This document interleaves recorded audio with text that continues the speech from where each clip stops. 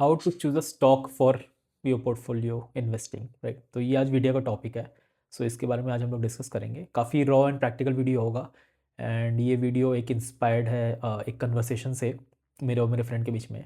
कल हम लोग बात कर रहे थे एंड वो मुझे पूछ रहा था, उसने सेम एग्जैक्ट क्वेश्चन पूछा कि आकाश, तुम जब इन्वेस्ट करते हो तो तुम्हें कैसे पता चलता है कि वो स्टॉक सही है, सही वैल्यू पे है, उसका ग्रोथ पोटेंशियल है कि नहीं, एंड वो पैसे कमा के देगा कि नहीं, कैसे आप प्रोबेबिलिटी को मैक्सिमाइज करोगे, ये हम लोग इसमें जानेंगे। ठीक है। सो काफ़ी प्रैक्टिकल वीडियो होगा, तो आप लास्ट तक बने रहो, एक्शन पैक रहेगा। काफ़ी चीज़ों को समझने मज़ा आएगा, काफ़ी काफ़ी चीज़ आप समझोगे। ठीक है। एंड बीच बीच में मैं इसको पॉज करने बोलूँगा आपको, ताकि आप चीज़ों को कनेक्ट कर सको एंड आप खुद से क्वेश्चन कर सको, राइट। तो चलिए शुरू करते हैं। डिस्क्लेमर, मैं एग्जाम्पल्स ले सकता हूँ बीच में, तो आप इसको बाय सेल रिकमेंडेशन, मतलब मैं सेबी रजिस्टर्ड नहीं हूँ, खुद से अपना रिसर्च किया करो। ठीक है। तो चलिए शुरू करते हैं। तो एग्जाम्पल ले लेते हैं नॉर्मल वाला। तो जनरली क्या होती है ना, सब पब्लिक लोग real estate, gold, silver, silver आजकल काफ़ी वो हो गया है, आज 3 लाख, 3 लाख, 3.25 लाख पहुंच गया है। तो वो इसमें इन्वेस्ट करना चाहते हैं, राइट। उनको थोड़ा सेफ हेवन चाहिए होता है, उनको इक्विटी का वॉलेटिलिटी नहीं समझ आता है, उनको एफडी वगैरह, रियल एस्टेट, ये सब समझ आता है, राइट। तो इसमें हम लोग रियल एस्टेट का एग्जांपल लेंगे एंड उससे समझेंगे, कनेक्ट करेंगे कि इक्विटी मार्केट्स में भी कैसे सोचना चाहिए, राइट। तो आप ऐसा सोच के चलो कि अगर आपको कोई एक लैंड लेना है, ठीक है, कोई एक एरिया में लेना है, जहाँ पे भी लेना है, तो आप या फिर आपको कुछ स्टार्टिंग पॉइंट नहीं है, आपको बस एक लैंड लेना है, आपको प्लॉट लेना है। तो आप वो प्लॉट लेने से पहले क्या 2 3 4 चीज़ें को आप दिमाग में रखोगे कि ये मेरे को लेने में हेल्प करेगा, या ये 4 चीज़ 3 चीज़ होनी चाहिए, राइट। तो आप खुद से क्वेश्चन क्या करोगे, राइट। तो आप एक बार इसको पॉज करो एंड वो 3 4 चीज़ को काइंड ऑफ पॉइंट आउट करो, एंड देन एक्सरसाइज को अपने इक्विटी में भी काइंड ऑफ उसमें हम लोग देखेंगे कि दोनों मैच कर रहे हैं कि नहीं, आपको चीज़ें समझ आएंगी कि कितनी ईजी हो जाती है, राइट। तो चलिए आप पॉज कर लो, ठीक है। तो अब मैं बताता हूँ कि हुआ क्या था। तो मैंने उससे पूछा कि भाई ऐसा क्या है, तो उसने पहले बताया कि सबसे पहले मैं देखूंगा कि किस लोकेलिटी में, मतलब ऐसा नहीं है कि मैं अब बैंगलोर में मैं रहता हूँ तो मैं जाके यूएस का या फिर लेट से कोई और कंट्री का मैं ले लिया, राइट। या फिर मैं कहीं और जाकर राजस्थान में ले लिया, राइट। अगर मुझे समझ आता है मेरा, अगर वो एरिया ऑफ कॉम्पिटेंस है, तो मैं उधर जाके लूँगा, राइट। तो मेरे लिए लोकेशन सबसे प्राइम हो जाता है कि वो लोकेशन कहाँ पे है, वो मेरे को लोकेशन समझ आता है कि नहीं, वो लोकेशन मेरे एरिया ऑफ कॉम्पिटेंस में है कि नहीं, या फिर मैं उधर जाके देख सकता हूँ कि नहीं। तो ये पहला पॉइंट उसने बताया, राइट।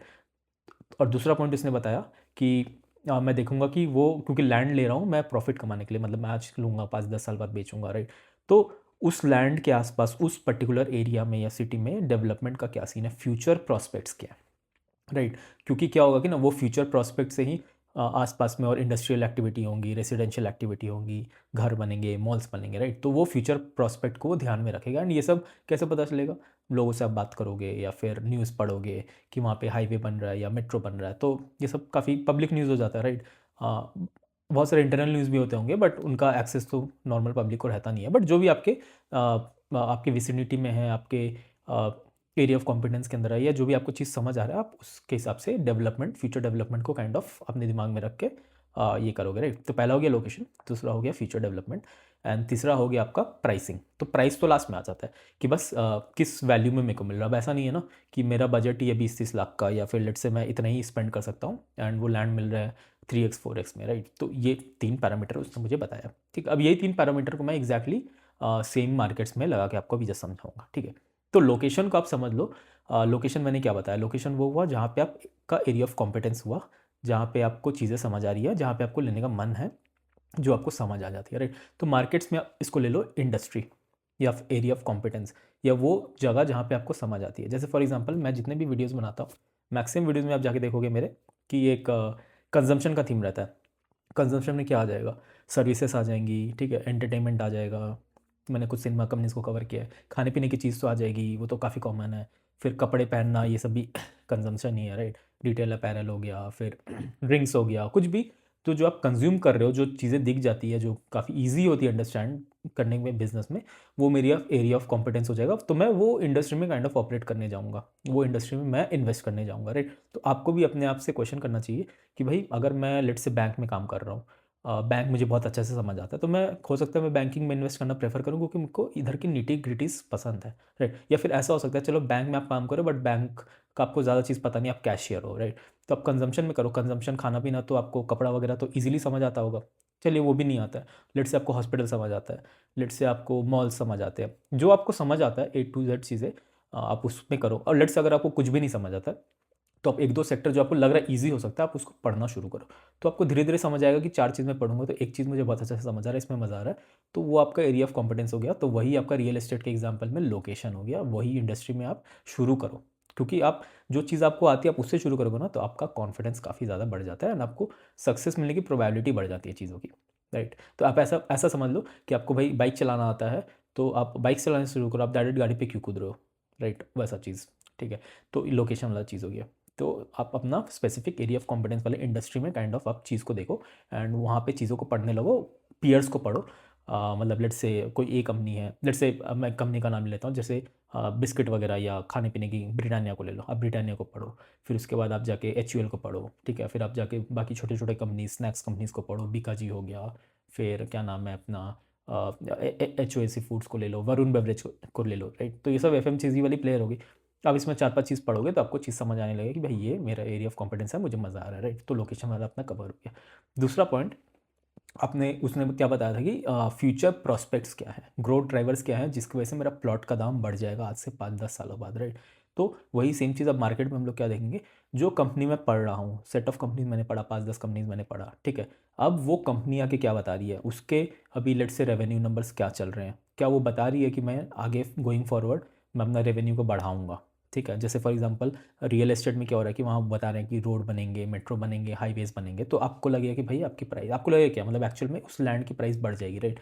तो आप ऐसा समझो कि स्टॉक में भी जो कंपनी है उसके आसपास जो सिनेरियो चल रहा है, पीयर्स जो भी हैं उससे वो अच्छा से ग्रो कर पा रहा है कि नहीं, उसकी सेल्स बढ़ रही है कि नहीं, कंपनी नए प्लांट खोल रही है कि नहीं, नया प्रोडक्ट्स बना रही है कि नहीं, एंड नए मतलब मार्जिन बढ़ रही है कि नहीं, उसकी प्रॉफिट बढ़ रही है कि नहीं। तो ये सब ग्रोथ ड्राइवर आपको पढ़ना पड़ेगा, समझना पड़ेगा चीज़ों को, तब आप जाके इन्वेस्ट करोगे। तो ये सिंपल ही हो गया ना, रियल एस्टेट में आप जैसे आप कर रहे हो सब सेम चीज़ आप इसमें भी करो, आप जाके कंपनी के डॉक्यूमेंट्स को पढ़ो, कौन कॉल को पढ़ो एंड देखो चीज़ों को क्या है एंड वो ग्रोथ की बातें कर रही है कि नहीं।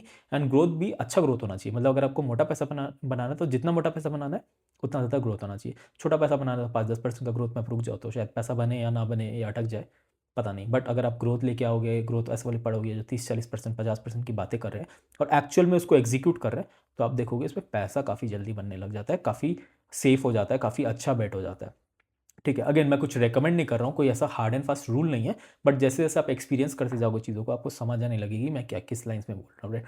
तो ये अपना लेके चलते हैं, ठीक है। थर्ड एग्जाम्पल, थर्ड पॉइंट हो गया अपना वैल्यूएशन, ठीक है। तो अपने मैंने डिसाइड तो कर लिया भाई किस इंडस्ट्री में को पढ़ना है, लेट्स से मेरे को पढ़ना है FMCG में या कंजम्पशन में पढ़ना है, राइट। उसके बाद मैंने डिसाइड कर लिया भाई ये 10 मैंने पढ़ा and इसमें से मुझे समझ आया कि भाई ये दो कंपनी तगड़ी लग रही है एंड मैंने सोच लिया कि भाई मैं दोनों कंपनी में कुछ देखता हूँ क्या सीन है, मतलब मेरे को अच्छा लग रहा है, ग्रोथ अच्छा लग रहा है, सब कंपनी आके अच्छा बता रही है एंड उसका कुछ पार्ट उसने एग्जीक्यूट भी कर लिया, ठीक है। तो मुझे अब दिमाग में लगने लगे कि भाई ये तो अब कर ही देगा, अब पैसे बन सकते हैं इसमें, राइट। जो वो बोल रहा है वो कर देगा एंड हाई नंबर्स में वो ग्रो करने वाला है, वो एक्विजिशन कर रहा है, वो नया प्लांट बैठा रहा है, जो भी कर रहा है, ठीक है। अब थर्ड पॉइंट आ जाता है वैल्यूएशन। अब जो वो वैल्यूएशन कंपनी कमांड कर रही है या फिर जो भी वैल्यूएशन उसकी चल रही है क्या वो रीज़नेबल है कि नहीं, बाय रीज़नेबल आई मीन क्या आपके औकात में है कि नहीं, आपको उसको लेना है कि नहीं, राइट। क्योंकि जैसे लैंड में मैंने बताया कि लेट से वो प्लॉट आप बता रहे हो कि 20-30 लाख का मिल रहा है, ठीक है। बट उसके हिसाब से ग्रोथ इन लाइन अलाइंड है कि नहीं, क्या ऑलरेडी रनअप हो गया है प्लॉट इतना ज़्यादा एंड ग्रोथ जो भी आने वाला है वो उसके सामने फीका लग रहा है, राइट। तो ये सब सब्जेक्टिव हो जाता है, मतलब ऐसा कोई हार्ड एंड फास्ट रूल नहीं है, लेकिन आप जैसे जैसे पढ़ते जाओगे चीज़ों को कनेक्ट करते जाओगे तो आपको समझ आने लगेगा भाई चीज़ें क्या चल रही है, राइट। तो ये आपको वैल्यूएशन इसमें देखना होगा। अब वैल्यूएशन को नापने के लिए या परखने के लिए मेजर करने के लिए कुछ कुछ मेट्रिक्स आप देख सकते हो, मोस्टली तो काफ़ी कॉमन हो जाता है। एक PE रेशियो है, price to earnings ratio, right. तो प्राइस टू अर्निंग रेशियो में जैसे एग्जांपल ले लेते हैं, 50 का कोई अगर बता रहा है PE चल रहा है, तो आप इफेक्टिवली बोल रहे हो कि मैं 50 रुपया दे रहा हूँ फॉर 1 रुपीज़ ऑफ प्रॉफिट, ठीक है। तो आप ऐसा लेके चलो कि 1 रुपीज़ ऑफ प्रॉफिट में 50 कितना होता है, करीब करीब मेरे हिसाब से 2% होता है। तो अब 2% के लिए आप 50 रुपया दे रहे हो, ठीक है। तो अब आप क्वेश्चन करो कि भाई इससे अच्छा क्या मैं FD में डाल लूँ क्या, ठीक है। FD कितना देती है, 6-7% दे देती है, 5% दे देती है। But at the same time आप जाके देखो कि भाई वो कंपनी बता रही है कि मैं नेक्स्ट ईयर अपना प्रॉफिट 3x कर लूँगा, ठीक है। तो PE क्या होता है, प्राइस टू अर्निंग होता है ना। PE का मतलब क्या होता है, जो आप प्राइस दे रहे हो डिवाइड बाय अर्निंग्स, मतलब 50 रुपया के लिए आप 1 रुपया कमा रहे हो, यही हो गया PE रेशियो। लेकिन कंपनी नेक्स्ट ईयर बोल रही है कि मैं 3x प्रॉफिट कर दूंगा, तो इस बार 50/3 हो जाएगा, फ्यूचर में जाके 50/3 हो जाएगा, राइट। तो अब PE फटाक से 17 रुपया हो गया, ठीक है। तो अब आपको लगने लगेगा कि हाँ जो वो बता रहे हैं अगर वो एग्जीक्यूट कर लेते हैं तो कल को जाके मतलब 1 साल के बाद जाके इसका पी 17-18 के रेंज में, लेट से 20 के रेंज में हो जाएगा, राइट। एग्जीक्यूट नहीं करते हैं तो मे बी पी थोड़ा महंगा हो जाए, राइट।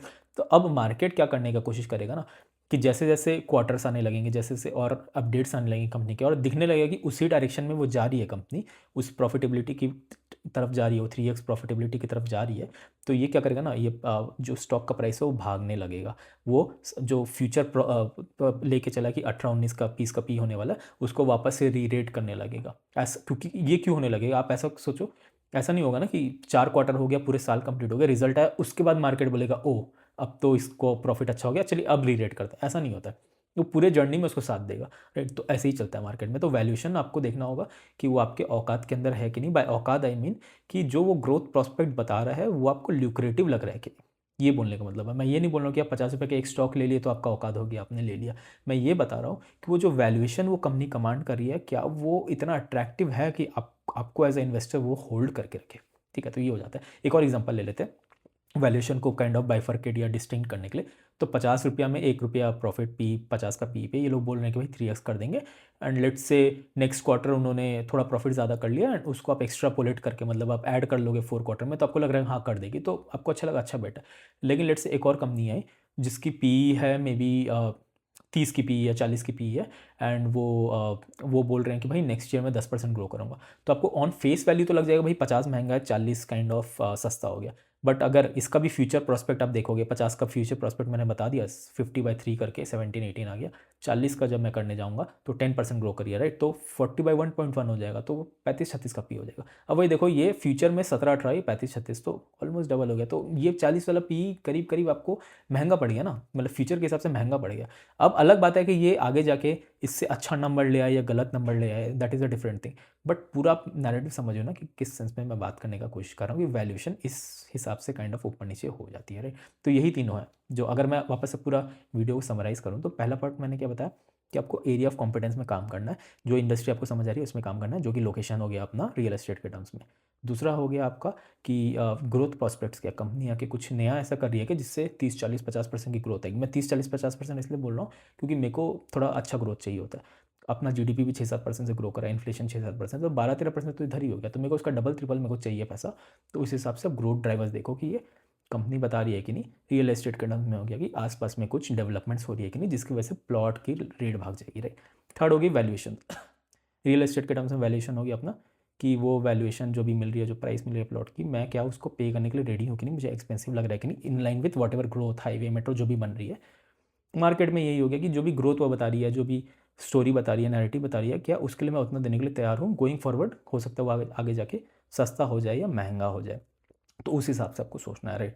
तो ऐसे मैं इसी फ्रेमवर्क में ही मैं मोस्टली सारे वीडियोस बनाता हूँ। आप जाके देखोगे स्टार्टिंग से, आई थिंक मैंने 60-65 वीडियो अभी तक बना दिया है, 10-12 आवर का कंटेंट बना दिया। तो आप जाके देखो, एक एक कंपनी को पढ़ो, समझो चीज़ों को क्या है, आप कमेंट करो, वरना नहीं समझ आता है तो मैं उसमें फिर आपको कमेंट करके बता दूंगा। एंड हाँ, कुछ अगर मेरे को अच्छा लगे तो मैं तो बना ही देता हूँ वीडियो। तो चलिए यहीं तक रखते हैं। मेरे को एक इन्फॉर्मेटिव वीडियो बनाना था, समझाना था, एक पर्सपेक्टिव देना था कि कैसे आप मार्केट में स्टॉक्स को चूज़ कर सकते हो इसको यूज़ करके, राइट। एंड कुछ ऐसा बाय सेल रिकमेंडेशन, मतलब जो भी मैंने कंपनी बताया मैं बता रहा हूँ, चीज़ों को समझो, राइट। तो चलिए ठीक है, यहीं तक रखते हैं। Next video.